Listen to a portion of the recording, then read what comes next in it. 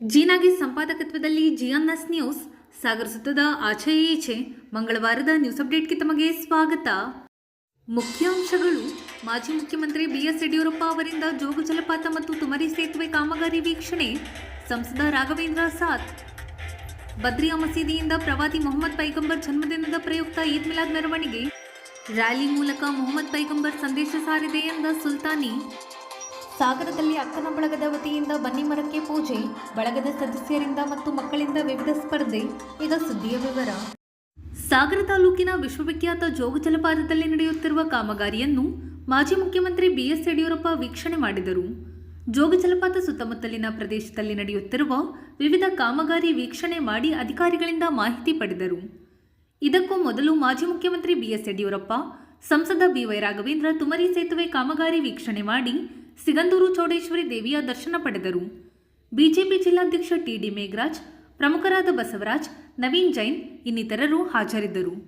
ಸಾಗರ ಬಗರ್ ಜುಮ್ಮಾ ಮಸ್ಜಿದ್ ಆಶ್ರಯದಲ್ಲಿ ಕೆಎಂಜೆ, ಎಸ್ವೈಎಸ್ ಮತ್ತು ಎಸ್ಎಸ್ಎಫ್ ವತಿಯಿಂದ ಮಂಗಳವಾರ ಈದ್ ಮಿಲಾದ್ ಸಂದೇಶ ರ್ಯಾಲಿ ನಡೆಯಿತು.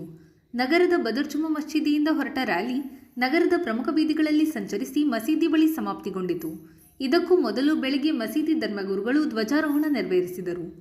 ರ್ಯಾಲಿ ಉದ್ದೇಶಿಸಿ ಮಾತನಾಡಿದ ಧರ್ಮಗುರುಗಳಾದ ಸಿನಾನ್ ಸುಲ್ತಾನಿ, ಇಂದು ಪ್ರವಾದಿ ಪೈಗಂಬರ್ ಸಲ್ಲಲ್ಲಾಹು ಅಲೈಹಿ ವಸಲ್ಲಮರ ಜನ್ಮದಿನಾಚರಣೆಯ ಅಂಗವಾಗಿ ಬದ್ರಿಯಾ ಜುಮ್ಮಾ ಮಸ್ಜಿದ್, ಎಸ್ವೈಎಸ್ ಹಾಗೂ ಎಸ್ಎಸ್ಎಫ್ ಹಮ್ಮಿಕೊಂಡಂತಹ ಈದ್ ಮಿಲಾದ್ ರ್ಯಾಲಿಯಾಗಿದೆ. ಪ್ರವಾದಿ ಪೈಗಂಬರರ ಮಾನವೀಯ ಸಂದೇಶಗಳನ್ನು ಈ ನಾಡಿಗೆ ತಿಳಿಸಿಕೊಡ್ಬೇಕು ಅನ್ನುವಂತಹ ನಿಟ್ಟಿನಲ್ಲಿ ಅತ್ಯಂತ ಸುಂದರವಾಗಿ ಬಂದಂತಹ ಈ ಒಂದು ರ್ಯಾಲಿ. ಯಾವುದೇ ರೀತಿಯ ಇತರ ಅನ್ಯ ಧರ್ಮೀಯರ ಕುರಿತು ವಿವಾದಕಾರಿ ಹೇಳಿಕೆಗಳು, ಘೋಷಣೆಗಳು ಏನೂ ಕೂಡ ಇಲ್ಲದೆ ಈ ನಾಡಿನ ಸೌಹಾರ್ದತೆಗೆ, ಶಾಂತಿಗೆ ಒತ್ತು ಕೊಟ್ಟು ನಡೆಸಿದಂತಹ ಈ ಒಂದು ಪುಣ್ಯವಾದಂತಹ ರ್ಯಾಲಿ ನೀವು ನೋಡಿರಬಹುದು. ಪುಟಾಣಿ ಮಕ್ಕಳಿಂದ ಹಿಡಿದು ವಯಸ್ಸಾದವರೆಗೂ ಯಾವುದೇ ರೀತಿಯಂತಹ ಉದ್ರೇಕಕಾರಿಗಳಿಲ್ಲದೆ ಅತ್ಯಂತ ಶಾಂತವಾಗಿ ನಡೀತಾ ಇದೆ. ಇದರ ಉದ್ದೇಶ ಒಂದೇ, ಪ್ರವಾದಿ ಪೈಗಂಬರರ ಎಲ್ಲಾ ರೀತಿಯ ಸಂದೇಶಗಳು ಈ ನಾಡಿನ ಸರ್ವ ಜನರಿಗೆ ಕೂಡ ತಲುಪಬೇಕು. ಈ ನಾಡಿನ ಜನರಿಗೆ ಅದರಿಂದ ಪ್ರವಾದಿಯವರ ಕುರಿತಂತ ತಪ್ಪು ಧಾರಣೆಗಳು, ಇಸ್ಲಾಮಿನ ಕುರಿತಾದಂತಹ ತಪ್ಪು ಧಾರಣೆಗಳು ಅವರಿಂದ ಮಾಯವಾಗಬೇಕು. ಪವಿತ್ರ ಇಸ್ಲಾಂ ಕಲಿಸಿದಂತಹ ಸುಂದರವಾದ ಮಾನವೀಯ ಶಾಂತಿಯ ಆಶಯಗಳು ಈ ಜಗತ್ತಿಗೆ ತಿಳಿಸಬೇಕು ಎಂಬಂತಹ ಉದ್ದೇಶವಾಗಿದೆ ಈ ರ್ಯಾಲಿಯ ಉದ್ದೇಶ.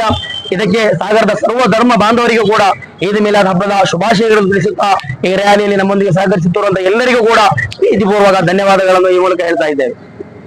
ಧ್ವಜಾರೋಹಣವನ್ನು ಧರ್ಮಗುರುಗಳಾದ ಅಬ್ದುಲ್ ಕಲಾಂ ಸಾದಿ ನೆರವೇರಿಸಿದರು.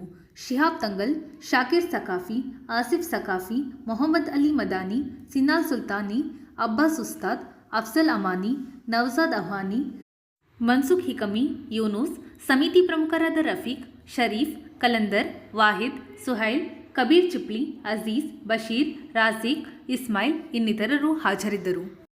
ಸಾಗರದ ವೀರಶೈವ ಕಲ್ಯಾಣ ಮಂಟಪದಲ್ಲಿ ಮಂಗಳವಾರ ನವರಾತ್ರಿ ಅಂಗವಾಗಿ ಅಕ್ಕನ ಬಳಗದ ವತಿಯಿಂದ ಬನ್ನಿ ಮರದ ಪೂಜೆ ನಡೆಯಿತು. ಇದೇ ಸಂದರ್ಭದಲ್ಲಿ ಮಾತನಾಡಿದ ಅಕ್ಕನ ಬಳಗದ ಅಧ್ಯಕ್ಷೆ ಮಧು ಮಲ್ಲಿಕಾರ್ಜುನ ಕೋರಿ, ಅಕ್ಕನ ಬಳಗದ ಅಧ್ಯಕ್ಷೆ ಮಾತಾಡ್ತಾ ಇರೋದು, ನಾವು ದಸರಾ ಹಬ್ಬದ ಪ್ರಯುಕ್ತ ಬನ್ನಿ ಮರದ ಪೂಜೆಯನ್ನು ಪ್ರತಿ ವರ್ಷ ಶ್ರದ್ಧಾ ಭಕ್ತಿಯಿಂದ ಬಹಳ ವಿಜೃಂಭಣೆಯಿಂದ ಮಾಡ್ತೀವಿ.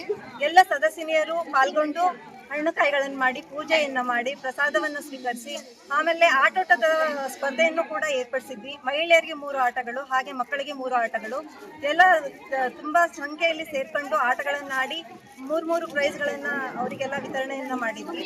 ಹಾಗೆ ಈ ದಿನದ ಪೂಜೆಯಲ್ಲಿ ಸುಮಾರು ಅಕ್ಕನ ಬಳಗದ ರೇಖಾ ಶಿವಕುಮಾರ್, ಮಂಜುಳಾ ಚಂದ್ರಶೇಖರ್, ಸವಿತಾ, ಗೀತಾ ದಳವಾಯ್ ಇನ್ನಿತರ ಪದಾಧಿಕಾರಿಗಳು, ನಿರ್ದೇಶಕರು, ಸದಸ್ಯರು ಹಾಜರಿದ್ದರು. ಇದು ಮಂಗಳವಾರದ ಸಮಗ್ರ ಸುದ್ದಿ. ನಿರಂತರ ಸುದ್ದಿಗಾಗಿ ನೋಡ್ತಾ ಇರಿ ಜಿಎನ್ಎಸ್ ನ್ಯೂಸ್. ನಮಸ್ಕಾರ.